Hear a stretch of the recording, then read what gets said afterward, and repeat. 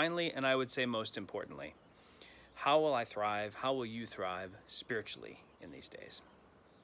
When we ask people to make a plan to thrive, we talk to them about withdrawing, gathering, and obeying. So what's my practice to pull away from the other people that I'm with? What's my plan to cut myself off sometimes from the million and one ways that people will reach to me virtually and that I will reach to them virtually? How will I withdraw to just be with Jesus? And what's my practice going to be to clear my head when I do that?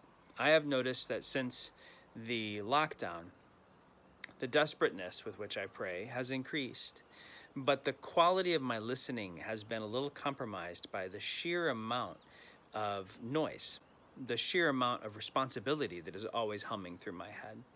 I need a practice to get those responsibilities down on a piece of paper and then out of my sight so that I can just sit with Jesus.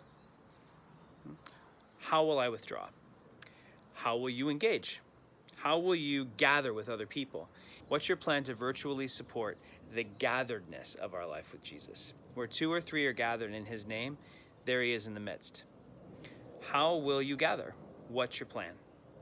And then obey. Obey is a word that Americans don't like very much, but we are called to obedience. Jesus said to go make disciples of all the nations, baptizing them in the name of the Father, the Son, and the Holy Spirit, and then train them to routinely obey everything I have said. Obey from the heart, to observe. That means to obey with intention.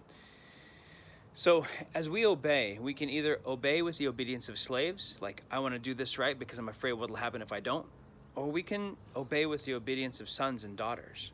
I'm going to obey, and in the obeying, I'm going to see how Jesus meets me. You are still the apprentice of Jesus, especially perhaps now in crisis. You are the apprentice of Jesus. So how will you reflectively obey? How will you listen for what is yours to do? Do it, and then reflect on it to see what has the Master taught me in the doing of his will. All right. May God bless every intention for good and every work of faith. Go to work.